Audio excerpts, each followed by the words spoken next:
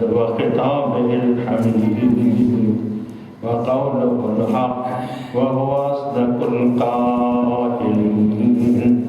بسم الله الرحمن الرحيم. ذلك الذي يبشر الله عباده الذين آمنوا وعملوا الصالحات. قل لا أسألكم عليه أجرا إلا المودة في القربى ومن يقترف حسنة نزد له فيها حسنا إن الله غفور شكور. سبحان ربك رب العزة عما يصفون وسلام على المرسلين والحمد لله رب العالمين.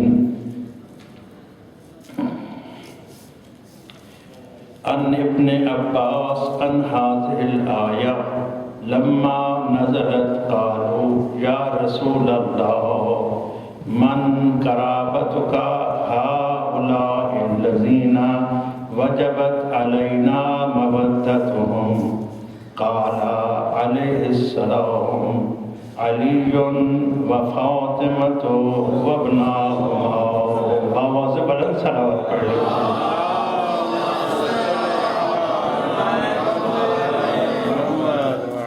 محترم معزز سامعین، آپ کے سامنے قرآن مجید فرقان حمید 25واں پارہ سورہ مبارکہ شورہ سے آیہ مبارکہ 23 تلاوت کرنے کا شرف حاصل کر چکا ہوں، اور ساتھ ہی میں نبی کریم سرکار دو عالم صلی اللہ علیہ وآلہ وسلم کی زبان وحی ترجمان سے جاری ہونے والے ایک ایسے فرمان ذیشان کی بھی تلاوت کا شرف حاصل کر چکا ہوں جسے برادران اہل سنت کے علامہ ابن حجر مکی نے اپنی کتاب سوائق محرقہ میں صفحہ نمبر 170 پہ محفوظ کیا ہے. ابتدائی کلام میں قاضی شبیر حسین نے قرآن مجید کی آیہ مبارکہ اور نبی رحمت کے فرمان ذیشان کو اس لیے تلاوت کرنے کا شرف حاصل کیا ہے کہ اپنے بھائیوں کو بتا دے کہ مذہب شیعہ اثنا عشریہ خیر البریہ کسی کے تصورات و تخیلات کا نام نہیں ہے، بلکہ یہ وہ عظیم مذہب ہے جس کی بنیاد اللہ کے قرآن پر ہے اور مصطفیٰ کے فرمان پر ہے. مل کر بآواز بلند صلوات پڑھیں.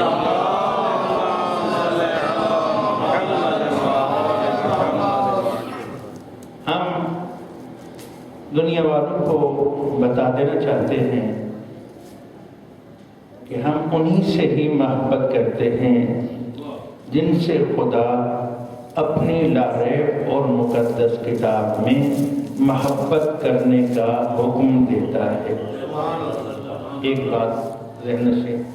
دوسری بات، ان سے بھی ویسے ہی محبت کرتے ہیں جیسے محبت کرنے کا سید الانبیاء حضرت محمد مصطفیٰ صلی اللہ علیہ وآلہ وسلم ہمیں سلیقہ عنایت فرماتے ہیں. صلوات پڑھ لیجئے بآواز بلند.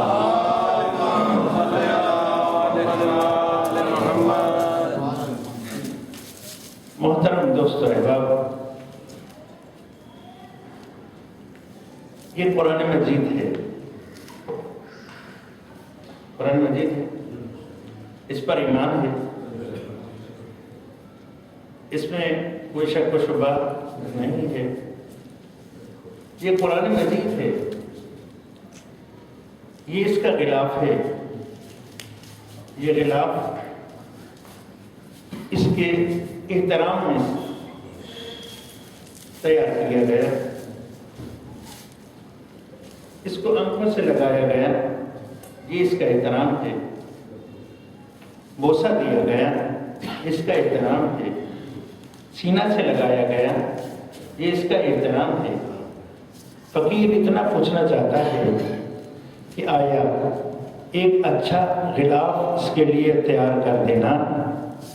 احترام تو ہے، کیا حق کے احترام بھی یہی ہے؟ اسے آنکھوں سے لگا لینا، احترام تو ہے، کیا حق کے احترام بھی یہی ہے؟ اس کا بوسہ لے لینا، احترام تو ہے، کیا حق کے احترام یہی ہے؟ اس کو کھول کر اس کی زیارت کر لینا، احترام تو ہے، کیا حق کے احترام یہی ہے؟ اس کی تلاوت کر لینا، احترام تو ہے، کیا حق کے احترام یہی ہے؟ تو محترم دوست احباب، اس بات پر امت مسلمہ کے تمام مکاتب فکر بغیر کسی اختلاف کے بیک زبان یہی کہتے ہیں کہ یہ سارے احترامات اپنی جگہ پر، حق کے احترام یہ ہے کہ جو کچھ خدا اس میں کہتا جا رہا ہے اسے آپ کرتے چلے جائیں۔ سادہ سی بات آپ کے بس اسی طرح جن ہستیوں سے ہم محبت کرتے ہیں اور ان کی محبت کا خدا نے اپنے لارے اور مقدس کتاب میں محبت کرنے کا حکم بھی دیا ہے، کیا ان کا نام جپ لینا احترام ہے؟ ہاں احترام ہے۔ ان کا نام کہیں لکھ لینا مقدس جگہ پر احترام ہے۔ ان کے نام کا بوسہ لے لینا احترام ہے۔ ان کے نام سن کر اپنے دل کو ٹھنڈک دینا احترام ہے۔ ان کے نام کو آنکھوں سے لگا لینا احترام ہے۔ لیکن کیا یہ حق کے احترام ہے؟ نہیں۔ اس بات پر ہر عقل مند بیک زبان یہی کہے گا کہ یہ سارے احترامات تو ہیں، لیکن حق کے احترام یہ ہے کہ جن کی محبت کو اللہ نے قرآن میں واجب قرار دیا ہے وہ جیسے کہتے جائیں تو ویسے کرتا چلا جائے۔ یہ سب احترامات ہیں، لیکن حق کے احترام کیا ہے؟ حق کے احترام یہ ہے کہ قرآن میں جو خدا نے کہا اسے اپنا لیا جائے، اور حق کے احترام میں علی و فاطمہ و حسن و حسین علیہ السلام یہ ہے کہ وہ جیسے کر کے دکھاتے جائیں تو اسی طرح اس قرآن پہ عمل کر کے خدا کو اپنے آپ سے راضی کرتا چلا جا۔ خدا فرماتا ہے اگر تو ایمان و عمل صالح کی دولت سے مالا مال میری بارگاہ میں آنا چاہتا ہے تو ہم تجھے ایک شرف بخشنا چاہتے ہیں، اور وہ شرف یہ ہے، ایک بشارت دینا چاہتے ہیں۔ وہ بشارت یہ ہے کہ ہم اپنے محبوب سے کہہ رہے ہیں کہ میں رب العالمین ہوں، میں بے نیاز ہوں، تو رحمت للعالمین ہے، تو اس صف کا فرد ہے جس صف میں سب یہ کہتے چلے گئے لوگوں ہم تم سے کوئی اجر نہیں چاہتے، ہم تو اللہ کے لیے کام کیے جا رہے ہیں، لوگوں ہماری بات سنو، ہم تمہیں اللہ کی طرف دعوت دے رہے ہیں، تم سے کوئی اجر نہیں چاہ رہے۔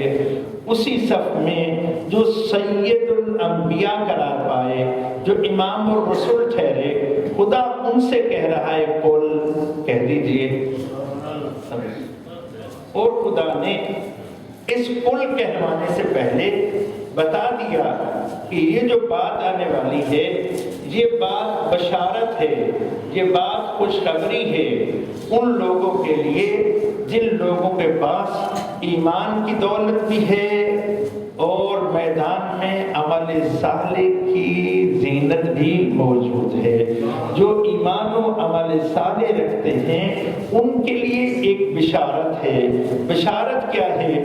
تمام انبیاء کہتے چلے گئے لوگوں ہمارا اجر اللہ کی طرف ہے، ہمارا اجر اجر اللہ کی طرف سے۔ آدم نے کہا، نوح نے کہا، ابراہیم نے کہا، موسیٰ نے کہا، عیسیٰ علیہ السلام، تمام انبیاء یہ کہتے چلے گئے، لیکن صاحبان ایمان و عمل صالح کو خدا نے بشارت دے دی، خوشخبری دے دی کہ ان تمام کا اجر میری طرف ہے، اور یہ وہ ہستی ہے کہ جس ہستی کو میں خود کہہ رہا ہوں کہ میرے محبوب ان سے کہہ دے کہ ان سب کا اجر خدا کی طرف ہے، اور اے مومنو، اے نیک کام کرنے والوں، میرا محبوب تم سے ایک اجر چاہتا ہے، تم سے اجر چاہتا ہے۔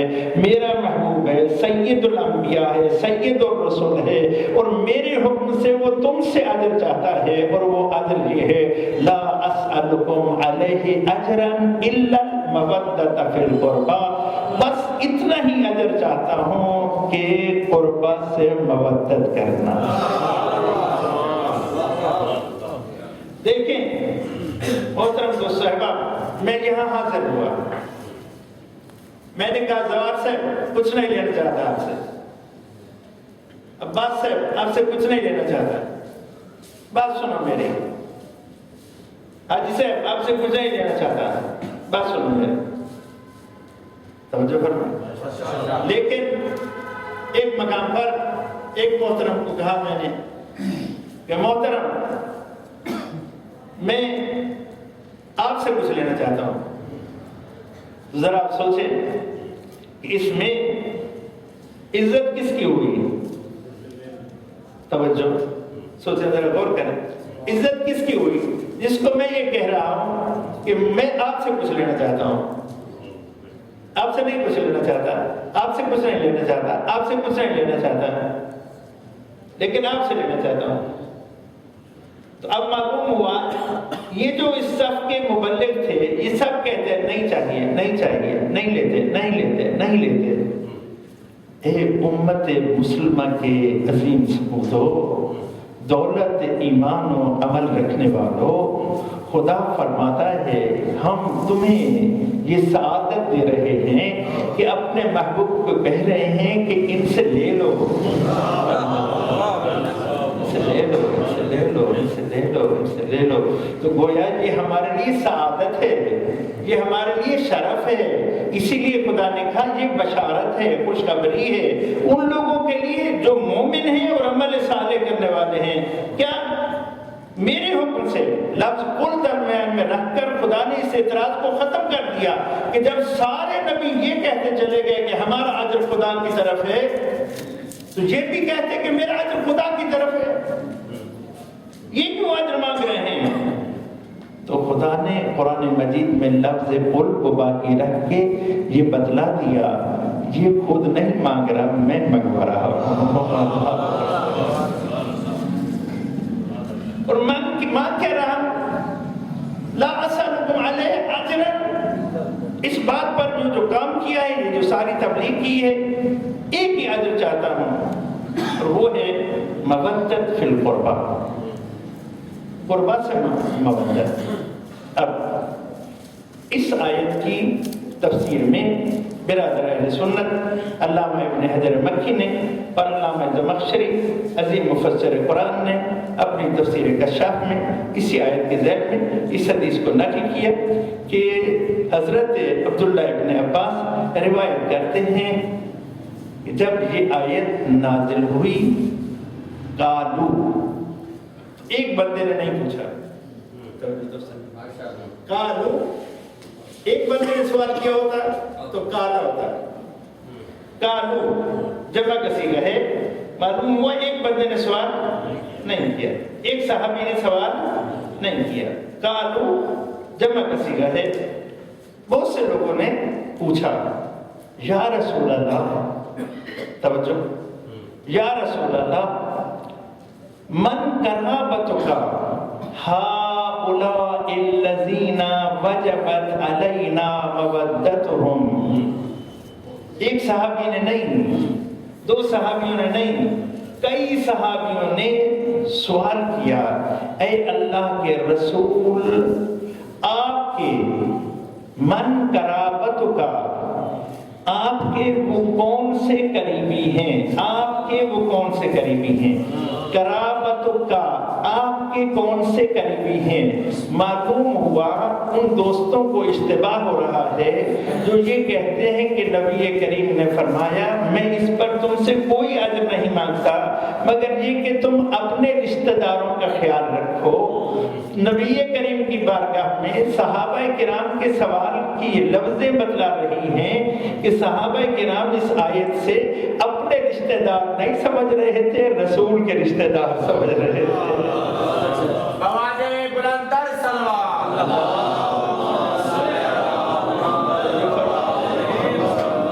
من قرابتک یا رسول اللہ، من قرابتک وہ آپ کے کون سے قریبی ہیں۔ من قرابتک ہؤلاء الذین وجبت علینا مودتہم، وہ آپ کے کون سے قریبی ہیں جن کی مودت علینا ہم پر، علینا ہم پر وجبت علینا مودتہم جن کی مودت ہم پر واجب ہے۔ معلوم ہوا اس آیہ مبارکہ سے صحابہ کرام نے سوال کر کے دو باتوں کی طرف ہمیں متوجہ کر دیا۔ ایک یہ کہ اس سے خود تمہارے اپنے قریبی مراد نہیں، رسول اللہ کے قریبی مراد ہے، اور دوسری بات یہ مودت ایسے تبرک نہیں ہے بلکہ یہ مودت اس آیت میں وجوب پر دلالت کر رہی ہے۔ وجبت علینا مودتہم کہ جن کی مودت ہم صحابہ کرام پر بھی واجب ہے۔ معلوم ہوا علینا میں ہم کہہ کر صحابہ کرام اس بات کا اعتراف کر رہے ہیں کہ اب جن کے بارے میں نبی کریم نشاندہی فرمائیں گے وہ ہستیاں ہیں جن کی محبت 15ویں صدی میں آنے والے لوگوں پر نہیں، 14ویں صدی، 13ویں صدی، 12ویں، 11ویں نہیں، بلکہ علینا جن کی مودت خود ہم پر بھی واجب ہے۔ فقیر یہاں پہ اتنا عرض کرتا ہے کہ جو ان ہستیوں سے پیار کرتے ہیں انہیں چاہیے کہ یہ ہستیاں جن کی مودت کو اپنے آپ پر واجب سمجھ رہی ہیں یہ بھی تو انہیں اپنے آپ پر واجب سمجھے۔ توجہ فرمائیں، وجبت علینا مودتہم۔ قال صلی اللہ علیہ وآلہ وسلم، نبی کریم صلی اللہ علیہ وآلہ وسلم نے ارشاد فرمایا علی وفاطمۃ وابناہما، علی ہیں، فاطمہ تو زہرا ہیں، اور ان دونوں کے دو لال ہیں جن میں سے ایک کو حسن کہتے ہیں تو دوسرے کو حسین کہتے ہیں۔ باواز بلند صلوات پڑھ لیجیے۔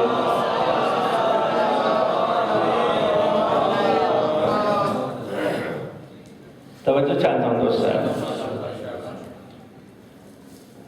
علی و فاطمہ، حسن و حسین علیہ السلام جن کی مودت ہم پر واجب ہے، واجب ہے، واجب۔ جو واجب کو ادا نہ کرے وہ گنہگار ہوتا ہے۔ پھر کچھ واجبات ایسے ہوتے ہیں کہ جن کو اگر ادا نہ کیا جائے تو بہت سے اور بھی واجبات ضائع ہو جاتے ہیں۔ میں آپ سے اس کے لیے ایک سادہ مثال دیتا ہوں۔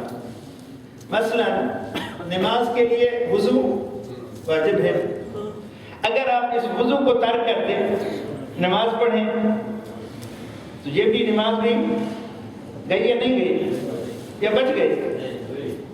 ایک واجب کو ترک کیا نا آپ نے، وضو کو ترک کیا تو نماز تو پڑھی ہے نا آپ نے۔ معلوم ہوا کچھ واجبات ایسے ہوتے ہیں کہ وہ دوسرے واجبات کے ساتھ اس طرح جڑے ہوئے ہوتے ہیں کہ اگر اس واجب کو ترک کر دیا جائے تو دوسرے واجبات بھی ضائع ہو جاتے ہیں۔ بس اتنا عرض کیے دیتا ہوں، آج آل محمد کی محبت مودت ایسا وجوب ہے کہ جس واجب کو ترک کرنے پر پھر انسان کے دامن میں کوئی واجب اپنی اصل صورت کو برقرار رکھ ہی نہیں سکتا۔ صلوات پڑھ لیجئے بابا زبان اللہ۔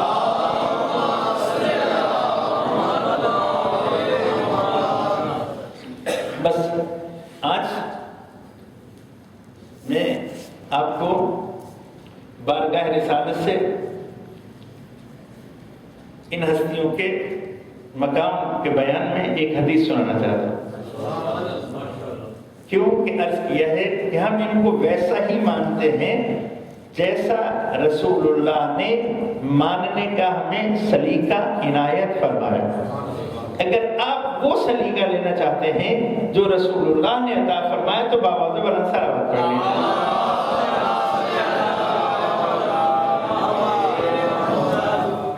قربان جاؤں، عظیم محفل ہے۔ نبی کریم صلی اللہ علیہ وسلم تشریف فرما ہے، علی مولا بھی موجود ہیں، زہرہ مرضیہ بھی تشریف فرما ہے۔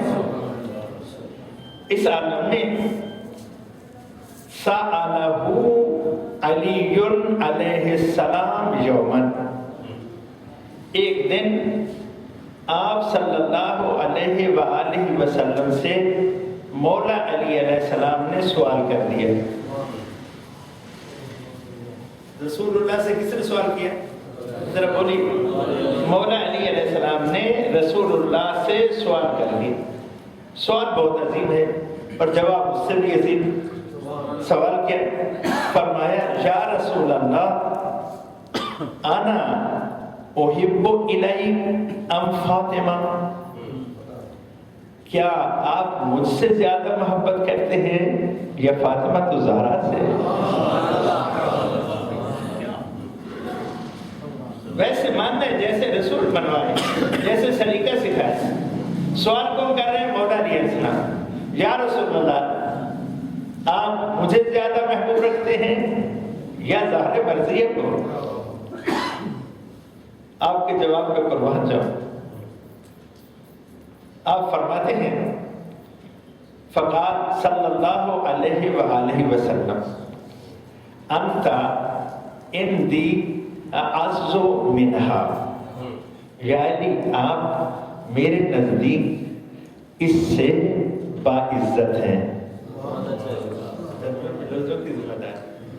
یعنی انت اعز منہا، آپ اس سے میرے نزدیک زیادہ باعزت ہیں۔ وَهِيَ أَحَبُّ مِنْكَ، اور یہ مجھے آپ سے زیادہ محبوب ہیں۔ علی نگاہ نبوت میں آپ ان سے میرے نزدیک زیادہ باعزت ہیں، اور یا علی میرے نزدیک یہ آپ سے زیادہ مجھے محبوب ہے۔ یہ حدیث کی لفظیں ہیں۔ اب ذرا اس میں غور کیجیے، علی کیوں نہ نگاہ نبوت میں باعزت ہو زہرا سے بڑھ کر، کہ یہ زہرا جو تمام تر عزتوں کو سمیٹے اپنے دامن میں چلی آتی ہے، یہی زہرا جس کی عزت میں کھڑی ہو جائے اسے علی حیدر کرار کہتے ہیں۔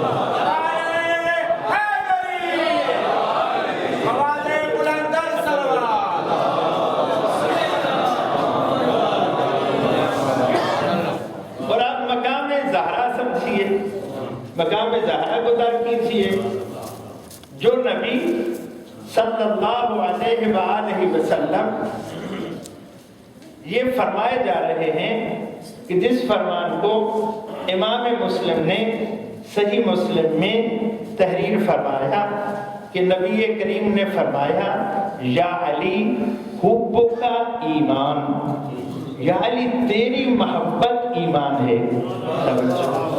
یا علی تیری محبت ایمان ہے، حبوں کا ایمان، یا علی تیری محبت ایمان ہے. توجہ رہے، یا علی تیری محبت ایمان ہے.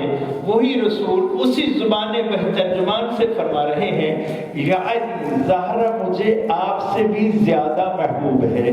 تو فقیر کو یہاں پہ اتنا کہنے کا تو حق دے دو کہ جن جن دلوں میں علی کی محبت ایمان بن کے موجزن ہے، نبی رحمت بتا رہے ہیں میرے فرمان کو مد نظر رکھتے ہوئے علی کی محبت کو ایمان سمجھ کر اپنے دلوں میں جگہ دینے والوں، اگر اسی محبت کو معراج دینا چاہتے ہو تو در زہرا کے گدا گھر پر جاؤ.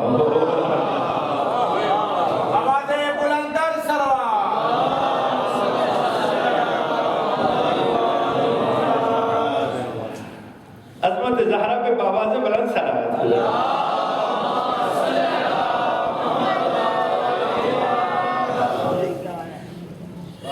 اب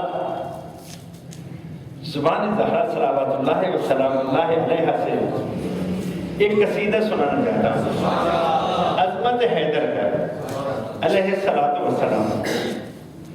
آپ صلوات پڑھ.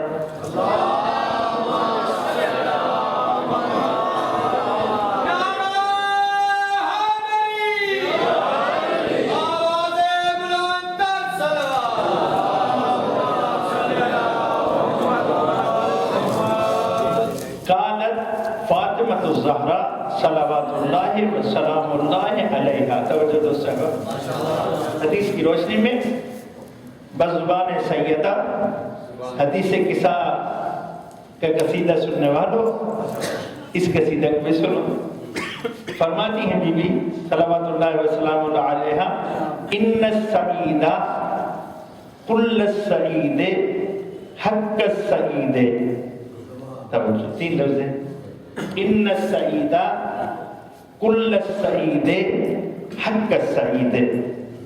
بے شک سعادت مندی، خوش بختی، سعید خوش بخت، بے شک خوش بخت، کل سعید ہر خوش بخت، حق سعید خوش بختی کی حقیقت کو پانے والا کون ہے؟ آپ خوش بخت ہیں، آپ خوش بخت ہیں. یہ جس کا یہ عالیشان کوٹھی ہے یہ خوش بخت ہے. یہ جس کا بینک میں بیلنس ہے یہ خوش بخت ہے. یہ جس کو لوگ سلام کہتے ہیں یہ خوش بخت ہے. زہرا مرضیہ کی زبانیں عصمت سے سنیے. بی بی یہ دو عالم فرماتی ہیں بے شک خوش بخت ہے وہ، بے شک ہر وہ شخص خوش بخت ہے، بے شک حقیقتاً وہی خوش بخت ہے. کون؟ فرماتی ہے من احب علی، جو علی سے پیار کر لیتا ہے فی حیات ہی و بعد وفات ہی، ان کی زندگی میں بھی اور ان کی دنیا سے تشریف لے جانے کے بعد بھی. یہ کہہ کر بی بی دو عالم نے محبت علی حیدر کرار کا دروازہ کھول دیا. کہا میرے علی کے ہوتے ہوئے کوئی اس دروازہ محبت میں آ جائے تب بھی خوش بختی و سعادت اسی کے لیے ہے. میرے علی کے تشریف لے جانے کے بعد بھی یہ دروازہ کھلا ہوا ہے. جو بھی اس محبت کے دروازے سے داخل ہوتا جائے گا سعادت و خوش بختی اس کا استقبال کرتی چلی جائے گی.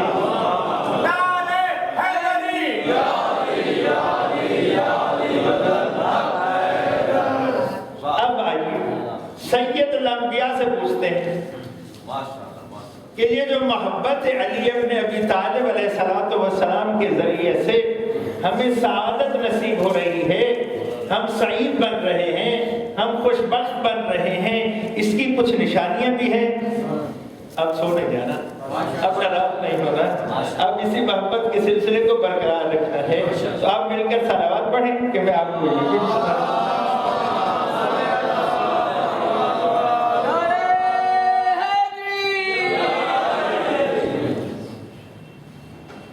الحمدللہ ہم سب خوش بخت ہیں، اور یہ خوش بختی کی خبر ہمیں اس بی بی دو عالم کی طرف سے نصیب ہو رہی ہے کہ جن کی توسل سے ہم اس دنیا میں زندگی کا سانس لے رہے ہیں. خیرات زہرا پر انشاءاللہ کسی دن گفتگو کروں گا. حتیٰ یہ سانس جو ہم لے رہے ہیں یہ بھی صدقہ ہے سیدہ دو عالم. خوش بخت ہیں ہم, خوش بحال ہیں ہم, لیکن اس خوش بختی کی کوئی نشانی بھی ہے. توجہ, کوئی شخص آ کے کہہ دیتا جناب میں مومن ہوں. اب مومن ہے ماشاءاللہ, خوش آمدید مومن ہے. آپ دیکھتے ہیں اس کی طرف سر سے لے کر پاؤں تک کیا بندہ دیکھا وہ نہیں اور کہتا میں مومن ہوں. اس میں کوئی بات نظر تو نہیں آتی مومنوں کا. یعنی کچھ نشانی آپ نے محسوس کی ہوئی ہے نا جس سے آپ پہچان لیتے ہیں. کوئی کہے میں مومن ہوں تو آپ اس کو سر سے پاؤں تک دیکھ کر پہچان لیتے ہیں کسی نہ کسی نشانی سے. میں ان پہ بات نہیں کرتا, تو پہچاننے کے لیے کوئی تو ہوتی ہے نا علامات. تو یہ جو بی بی دو عالم نے فرمایا کہ بس خوش بخت وہی ہے ہی وہی خوش بخت کہ جس سے محبت علی نصیب ہو جائے. تو آیا اس خوش بخت کے لیے کوئی نشانی بھی ہے؟ تو اسی بی بی کے بابا نے فرمایا, اللہ اکبر, اسی بی بی کے بابا نے فرمایا علامت السعادت اربعۃ, سعید و سعادت کی علامتیں 4 ہیں. پہلی فرمایا ذکر الذنوب الماضیہ. دیکھنا چاہتے ہو کون ہے محب علی, دیکھنا چاہتے ہو کون ہے نگاہ زہرا میں خوش بخت, تو دیکھو اسے گزرے ہوئے گناہ یاد ہیں.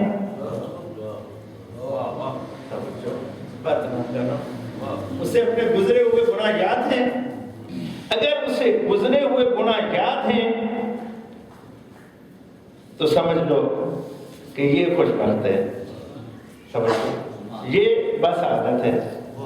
دولت چاہتا ہوں دوستو, یہ بسعادت ہے, یہ خوش بخت ہے. کیوں؟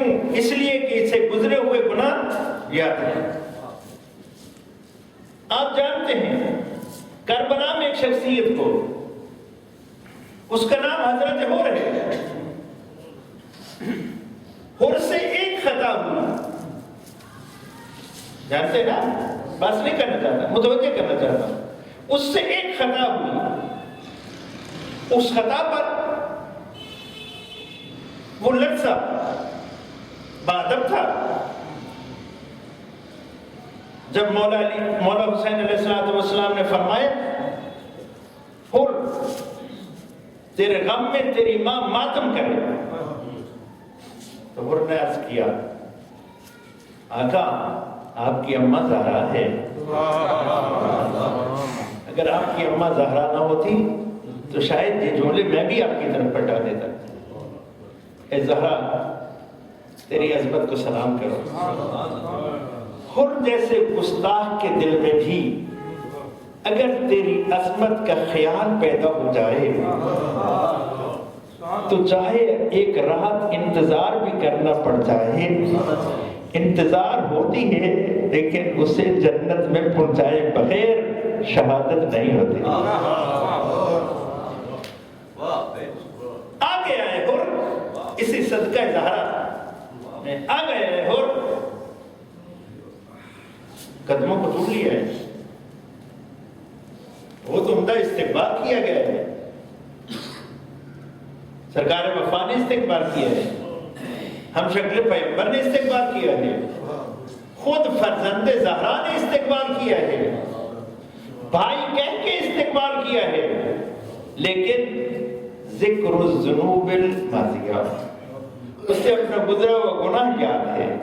دوستو توجہ کرو, کربلا سے حقیقت کی طرف متوجہ کر. اسے گزرا ہوا گناہ یاد ہے, بس وہ ایک بات کیے جا رہا ہے مولا وہ میری غلطی. ورنہ بس نعرہ لگا دیا تھا اس نے کہ میں یزیدی نہیں ہوں, میں حسینی ہوں, کافی تھا.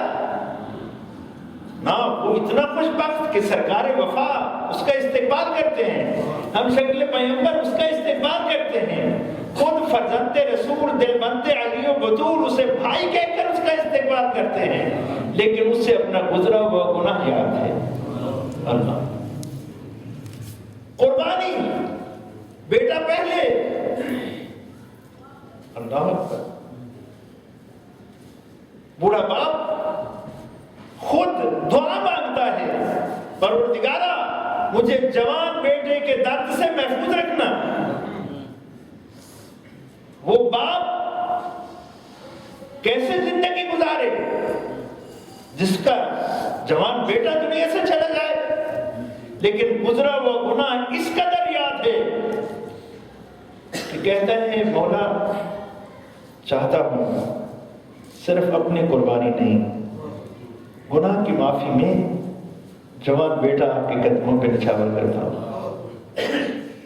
پھر خود نچھاور ہوتے ہیں اس عالم میں کہ معراج ہونے لگتی ہے، زمین کربلا پہ آتے ہیں، فرزند زہرا تشریف لے جاتے ہیں، حر کے سر کو اٹھا کر اپنے زانوں پہ رکھتے ہیں۔ اس عالم میں توجہ رہے، ایک منظر طے کروانا چاہتا ہوں، اس عالم میں اب تو حر کو گناہ یاد رہنا چاہیے تھا یا نہیں؟ تو نہیں رہنا چاہیے تھا، اتنی منزل مل گئی کہ مجھے فرزند زہرا کے زانوں پہ میرا سر آ گیا، لیکن اس عالم میں بھی یہی عرض کرتا ہے مولا میرا گناہ، وہاں بھی عرض کرتا ہے مولا میرا گناہ معاف ہو گیا۔ فرما دیا امام حسین علیہ السلام نے، اور تو آنکھیں بند کر کے دیکھ، انت حر فی الدنیا وسعید فی الآخرہ، تو دنیا میں حر ہے اور آخرت میں خوشحال سعید ہے۔ لیکن پھر بھی کہ امام سے سند لینے کے بعد پھر بھی کہتے ہیں مولا میرا گناہ، مولا مجھے اس سے پڑھ کے سند دے دیجیے۔ تو قربان جاؤں، اللہ اکبر، مولا نے اپنی جیب میں ہاتھ ڈالا اور ایک رومال نکالا جو اسی بی بی زہرا کے ہاتھوں کا بنا ہوا تھا، وہی رومال اور کے زخمی ماتھے پہ باندھ کے کہا جا اور انت حر فی الدنیا وسعید فی الآخرہ۔ تو مومن خوشبخت محب علی وہ ہوتا ہے جو گزرے ہوئے گناہ کو یہاں تک یاد رکھتا ہے کہ خود شفاعت جب تک اسے نصیب نہ ہو جائے، شفاعت کے ذریعہ جب وہ اپنی منزل کو پا لیتا ہے پھر جا کر وہ اپنے اس گزرے ہوئے گناہ پر مطمئن ہوتا ہے، ورنہ اس گناہ کو یاد رکھتا ہے۔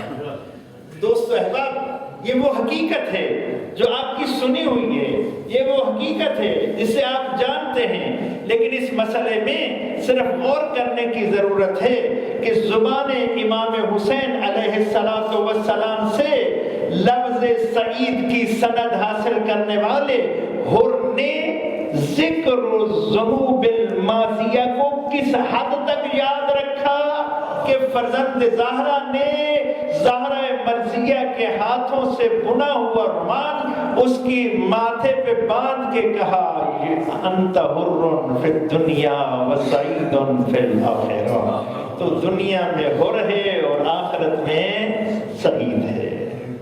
تو نبی کریم فرماتے ہیں محب علی یعنی سعید، محب علی یعنی خوشبخت، محب علی یعنی باسعادت وہ ہے جسے اپنے گزرے ہوئے گناہ یاد ہیں۔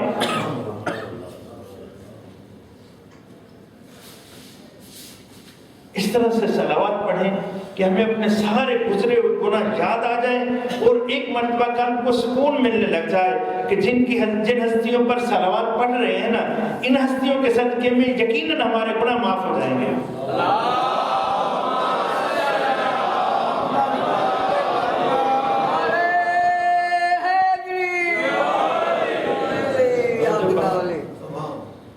پھر فرمائے وَالنِّسْيَانُ الْحَسَنَاتِ الْمَاضِيَةِ، محب علی خوش بخت باسعادت وہ ہے جو اپنی گزری ہوئی نیکیوں کو بھلا دے۔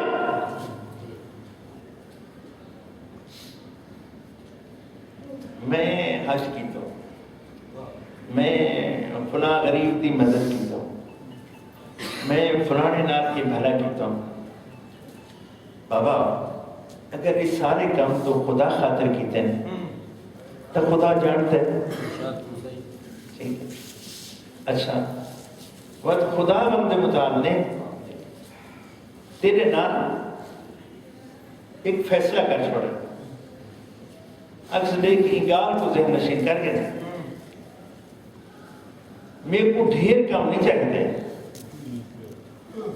تھوڑے ہوں میں لیکن میرے پیمانے تے پورے اترے۔ پروردگارو تیرا پیمانہ کیا ہے کہ میری بارگاہ اپنے عمل کو اگر تو قبول کروانا چاہنا ہے تو بد متقی بڑھ کے آمیں۔ کیوں ای واسطے جو میں تا بس متقی لوگاں کو ہی عمل قبول کرے نا۔ قرآن انما یتقبل اللہ من المتقین، اللہ تو بس متقین ہی سے قبول کرتا ہے۔ اب متقی بننے کے لیے کدھر جاؤں؟ تو نبی کریم صلی اللہ علیہ وآلہ وسلم نے اپنی نظر رحمت سے ہمیں متوجہ کر دیا، اگر تو متقی بن کر اپنے اعمال کو قبول کروانا چاہتا ہے تو پھر علی کی امامت کے سائے میں آ جا۔ کیوں؟ اس لیے کہ یا علی انت امیر المومنین و امام المتقین، یہی علی ہیں جو مومنوں کے امیر ہیں اور متقیوں کے امام ہیں۔ جو علی کی اقتداء میں تو عمل سر انجام دیتا چلا جائے گا، وہی عمل تیرا تقوی والا عمل ہوگا اور وہی عمل تیرا بارگاہ ربوبیت میں قابل قبول ہوگا، اور یہی عمل اپنا منزل قبولیت تک پہنچانے کے لیے الا ومن احب علیا تقبل اللہ صلاتہ وصیامہ وقیامہ واستجاب اللہ له دعاءہ۔ نبی کریم نے فرمایا علی کو امام المتقین مان کر، امیر المومنین مان کر، علی کی اقتداء میں، علی کی فرما برداری میں تم عمل سر انجام دیتے آؤ، اور میں اعلان کیے دیتا ہوں جو علی کی محبت کا جام نوش کر کے اپنے زندگی کے ان اعمال کو سر انجام دے گا، اسی کا وہ عمل بارگاہ رب العزت میں قبول ہو جائے گا۔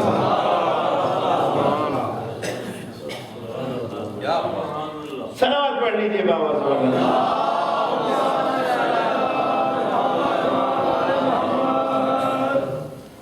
اب خود سوچنا ہے کہ آیا ہم اس پیمانے پر پورے اتر رہے ہیں یا نہیں۔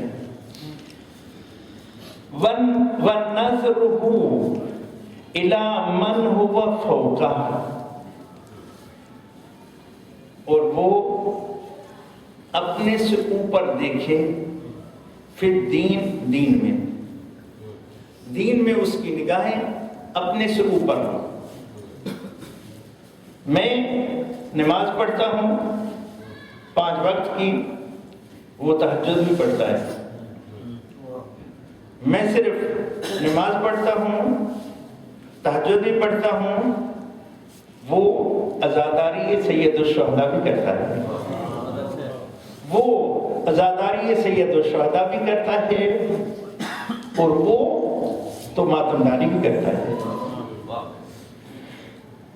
میں نماز بھی پڑھتا ہوں، عزاداری بھی کرتا ہوں، ماتمداری بھی کرتا ہوں، لیکن وہ تو اپنے مومن بھائیوں کا خیال بھی کرتا ہے۔ میں نماز بھی پڑھتا ہوں، عزاداری بھی کرتا ہوں، اپنے مومن بھائیوں کا خیال بھی کرتا ہوں، لیکن وہ تو اپنے مومن بھائیوں کو اس قدر احترام دیتا ہے کہ اپنی نگاہ میں بھی انہیں نہیں گراتا. بات نگاہ تک آ گئی. اس احترام میں اس دور میں قم میں ایک بزرگوار گزرے ہیں. ایک بہلول دانا آپ نے سنا ہوا ہے، جو کئی اماموں کے دور سے شرفیاب ہوئے. یہ بہلول ہمارے دور کے ہیں، ہم نے ان کی زیارت کی ہے. ان کی عمر 110 سال تھی. یہاں کی بات آگے سن لیجئے، سیدہ زہرا کے در کی خیرات سن لیجئے. 110 سال کی عمر میں بھی وہ اینک نہیں لگاتے تھے. اگلے دن میں اس بات کو یاد کر کے رویا ہوں، اور آج آپ کو بتانا چاہتا ہوں. رویا ہوں اس بات کو یاد. 110 سال کی عمر میں عجیب بات ہے، سنیے گا، یہ آج کی نیاز ہے. ان سے پوچھا گیا کہ آپ کی اس بینائی کا راز کیا ہے؟ 110 سال کی عمر ہو گئی ہے اور آپ بغیر کسی اینک کے، کسی ذریعے کے آپ کی بینائی بالکل ٹھیک ہے، آپ مطالعہ کرتے ہیں.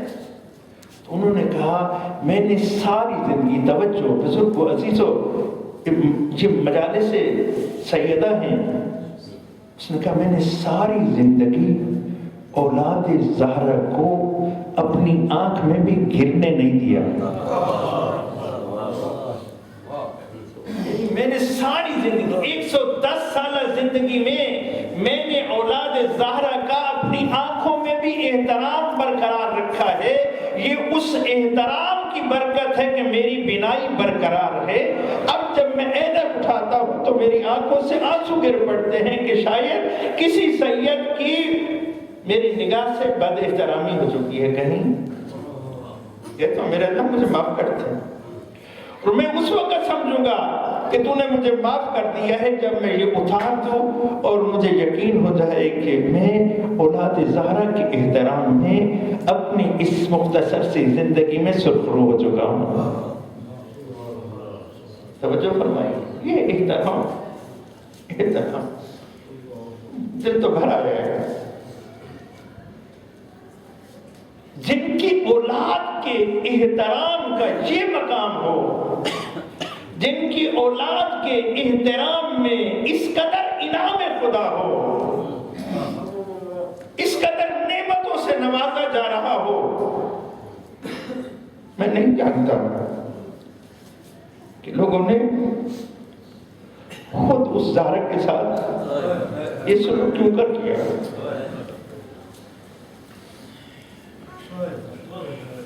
یہ سلوک کیوں کر کیا؟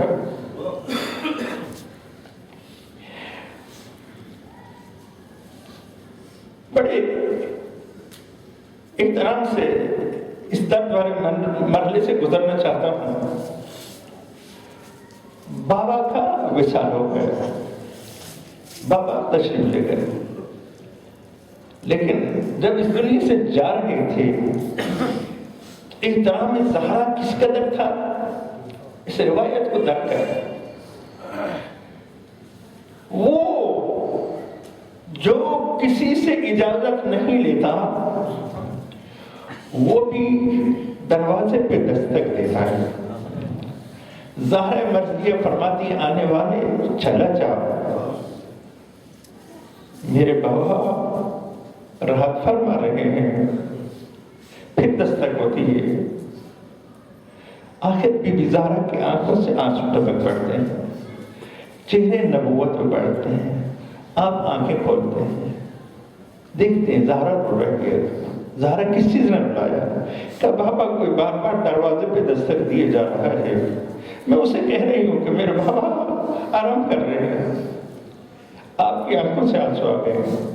اللہ اکبر. معلوم نبی کریم نے نگاہ نبوت سے کون سا منظر دیکھا ہوگا. کہ زہرا یہ تیری عظمت ہے کہ جو کسی سے پوچھ کے نہیں آتا وہ تیرے حیا میں دروازے پہ رکا ہوا ہے کہ تو اجازت دے تو وہ اندر آئے. احترام. یہی بیوی تو عالم. بابا کے تشریف لے جانے کے بعد عمرہ کی سعادت حاصل کی ہوئی ہے وہ جانتے ہیں کہ بیت الزہرا مسجد نبوی سے متصل ہے. باب جبریل سے داخل ہو پہلے بیت الزہرا آتا ہے پھر مسجد نبوی شروع ہو جاتی ہے.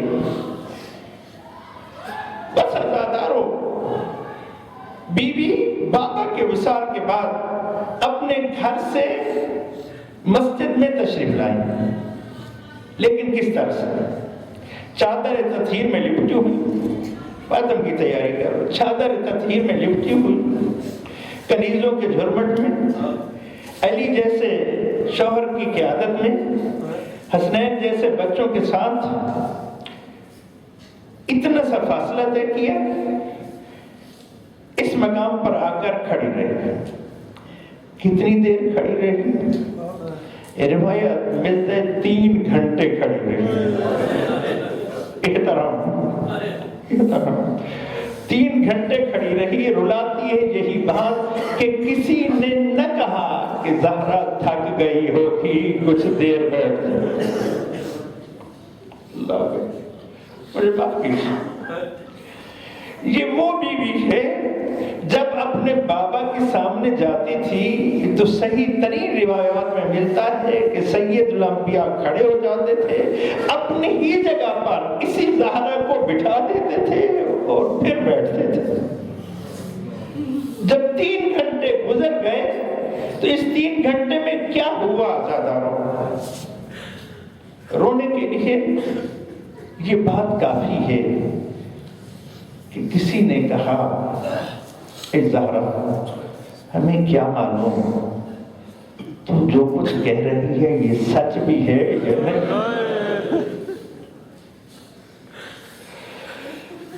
کہا گواہ لے لو، علی جیسے گواہ، حسنین جیسے گواہ، ام ایمن جیسے گواہ رد کر دیے گئے. کہا میرے بابا کی تحریر لے لو. تحریر، بابا کی تحریر کو زہرا نے اپنی آنکھوں کے سامنے پارا پارا ہوتے دیکھا. مجھ میں اس سے آگے ہمت نہیں ہے، بڑھ کر ہمت نہیں ہے، پارا پارا ہوتے دیکھا. بس اتنی سی دیر میں سیدہ کی کیا کیفیت ہوئی؟ اتنا سا فاصلہ طے کیا، باتوں کی تیاری کرو، اتنا سا فاصلہ طے کیا، چادر تطہیر میں لپٹ کے طے کیا، کنیزوں کے جھرمٹ میں طے کیا، علی جیسے سردار کے سرپرستی میں طے کیا، حسنین جیسے بچوں کے ساتھ طے کیا، ام ایمن جیسی کنیز کے ساتھ طے کیا. اور 3 گھنٹے میں اس قدر تبدیلی آئی کہ جب یہاں سے واپس پلٹی، گئی تھی تو کمر سیدھی تھی، پلٹی تو کمر جھک چکی تھی، گئی تھی تو بال سیاہ تھے، پلٹی تھی تو بال سفید ہو چکے تھے، گئی تھی تو بغیر سہارے کے، پلٹی تو سہارے کے. آگے بڑی ثانیہ زہرا، عرض کیا اماں جان اتنی سی دیر میں آپ کی یہ کیفیت؟ کہا بیٹی میں صحابی کے دربار میں گئی ہوں، تو شرابی کے دربار میں جائے گی. میں چادر تطہیر زبان حال سے عرض کر رہا ہوں، میں چادر تطہیر میں لپٹ کے گئی ہوں، تو بے ردا جائے گی. اے میری بیٹی میں 3 گھنٹے کھڑی رہی ہوں، تو 9 گھنٹے کھڑی رہی. اللہ لعنت اللہ علی القوم الظالمین وسيعلم الذين ظلموا أي منقلب ينقلبون.